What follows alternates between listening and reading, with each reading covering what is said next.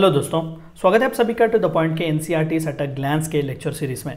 आज के इस ज्योग्राफी से रिलेटेड टॉपिक में हम एग्रीकल्चर की समरी देखने वाले हैं और खासकर इंडियन एग्रीकल्चर और उससे रिलेटेड प्रॉब्लम्स के बारे में हम जानने की कोशिश करेंगे। तो आइए शुरू करते हैं। तो सबसे पहला टाइप ऑफ फार्मिंग्स के बारे में हमने ऑलरेडी प्राइमरी एक्टिविटीज़ के चैप्टर में देखा हुआ था कि फार्मिंग को दो ब्रॉड क्लासिफिकेशंस में हम देख सकते हैं। एक सब्सिस्टेंस फार्मिंग यानी कि आप खुद के सर्वाइव के लिए कर रहे हैं, और दूसरा कमर्शियल फार्मिंग यानी कि आप लार्जर बेसिस पर प्रॉफिट्स कमाने के लिए फार्मिंग वगैरह कर रहे हैं। तो अगेन सब्सिस्टेंस फार्मिंग में आप देख सकते हैं इंटेंसिव फार्मिंग, जहाँ पर आप एक ही लैंड एरिया का इस्तेमाल करके वहाँ पर साइंटिफिक टेक्नोलॉजीज टेक्निक्स का इस्तेमाल करके या फिर एडवांस मशीनरी का इस्तेमाल करके आप फार्मिंग करते हैं। दूसरा प्रिमिटिव टेक्नोलॉजी या फिर फार्मिंग जो ज़्यादातर ट्राइबल पीपल्स इस्तेमाल करते हैं। अगेन फर्दर यहाँ पर जूम या फिर शिफ्टिंग कल्टीवेशन, और दूसरा नोमैडिक हर्डिंग। और कमर्शियल फार्मिंग्स में कई तरीके हम देख सकते हैं, mixed farming, plantation farming, commercial grains etcetera. तो इंडिया में खासकर ब्रॉडली तीन क्रॉपिंग पैटर्न्स हमें देखने को मिलते हैं, राबी, जायद या फिर खरीफ। ये तीनों अलग अलग सीजन्स हमें ज़्यादातर इंडिया में देखने को मिलते हैं। इनके बारे में थोड़ा बहुत हम कॉन्सेंट्रेशन देने की कोशिश करते हैं।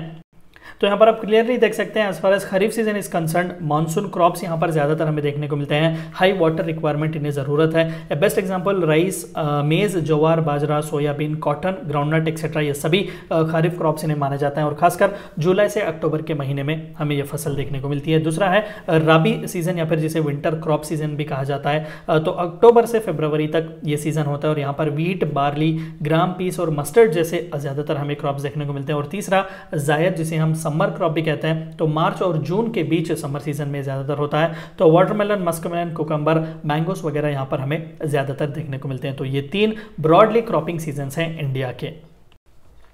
और मेजर क्रॉप्स इंडिया के क्या क्या हैं, तो यहाँ पर भी हम थोड़े बहुत क्लासिफिकेशन कर सकते हैं। Food crops rice, wheat, millet, maizes, pulses, और food crops other than grains, जहाँ पर हम sugar cane, oil, coffee, seeds वगैरह का इस्तेमाल कर सकते हैं। दोनों ही एडिबल हैं, खाने वाले हैं। हॉर्टिकल्चर क्रॉप्स, खासकर फ्रूट्स एंड वेजिटेबल्स, प्लांटेशंस वगैरह की भी इसमें बहुत ही ज़रूरत होती है। नॉन फूड क्रॉप्स जो हम खाने के लिए नॉन एडिबल हैं, तो रबर वगैरह का भी यहाँ पर हम देख सकते हैं मेजर इंडिया में क्रॉप्स। और फाइबर क्रॉप्स जो हैं cotton and jute, again non edible category में मेजर क्रॉप्स हैं इंडिया के।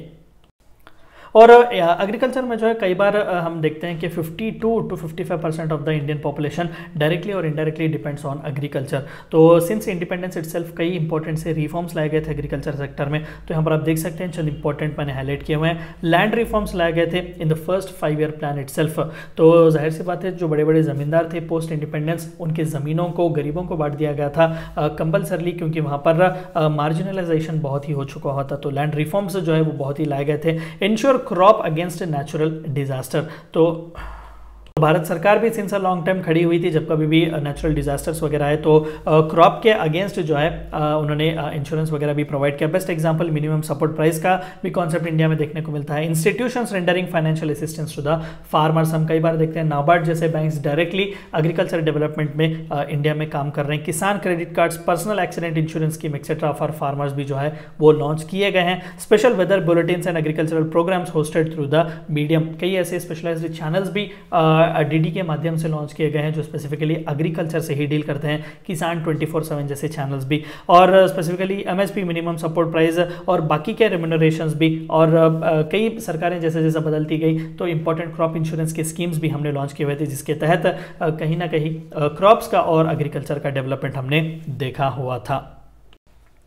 और कंट्रीब्यूशन की थोड़ी बहुत अगर हम बात करें as far as agriculture sector is concerned in the India, the main contribution of agriculture to the nation economy is as below. सबसे पहले it is the largest employment providing sector. 50 to 55% population आज भी directly या indirectly अपने आप को associate करता है एग्रीकल्चर और अलाइड एक्टिविटीज से। तो सबसे ज़्यादा एम्प्लॉयमेंट एग्रीकल्चर सेक्टर में ही हमें देखने को मिलता है। It has provided a food surplus to our expanding population. तो नो डाउट दुनिया का सेकंड सबसे बड़ा कंट्री है, तो उस सेकंड सबसे बड़ी कंट्री के पॉपुलेशन के फूड के नीड्स को भी हमारा एग्रीकल्चर कहीं ना कहीं सर्वाइव करते आया है। It providing raw material to the industries, और साथ ही साथ इंडस्ट्रियल डेवलपमेंट के लिए भी एग्रीकल्चर सेक्टर इंडिया में रॉ मटेरियल प्रोवाइड करता है। और majority of the exports India के जो हैं वो फूड प्रोडक्ट्स ही हैं, वो क्रॉप प्रोडक्शंस ही हैं। तो ये चार मेजर इंपॉर्टेंट कंट्रीब्यूशंस हैं एग्रीकल्चर सेक्टर के। तो वो कौन से चंद फैक्टर्स हैं जो एग्रीकल्चर को इन्फ्लुएंस करते हैं इंडिया में? तो ब्रॉडली 4 अलग अलग कैटेगरीज हैं। सबसे पहला इंस्टीट्यूशनल फैक्टर्स यानी कि एग्रीकल्चरल क्रेडिट और लैंड होल्डिंग्स। इंडिया में लैंड होल्डिंग्स बहुत ही कम है, स्मॉल और मार्जिनल है, छोटे छोटे लैंड्स में जो है वो बटे हुए हैं। और एग्रीकल्चरल क्रेडिट का बहुत ही प्रॉब्लम है, बैंक्स और फाइनेंशियल इंस्टीट्यूशंस की पहुंच बहुत ही कम है। इंफ्रास्ट्रक्चरल फैक्टर्स जैसे कि irrigated area, farm mechanisation, electricity, storage infrastructure, transportation, agricultural market, ये सभी कहीं ना कहीं इंफ्रास्ट्रक्चरल फैक्टर्स माने जाएंगे। तीसरा technological factors, high yielding variety of seeds, fertilisers, pesticides, जो कि बहुत ही खर्चे भी होते हैं, बहुत ही एक्सपेंसिव भी होते हैं, कई बार फार्मर उन्हें अफोर्ड भी नहीं कर पाता। सोशो इकोनॉमिक फैक्टर्स जैसे कि पॉवर्टी, पॉपुलेशन और लिटरेसी भी कहीं ना कहीं इन्फ्लुएंस करते हैं एग्रीकल्चर को as far as India is concern. तो ये थी चंद बातें जो आपको जाननी थी एग्रीकल्चर समरी के बारे में। Thank you for watching my video.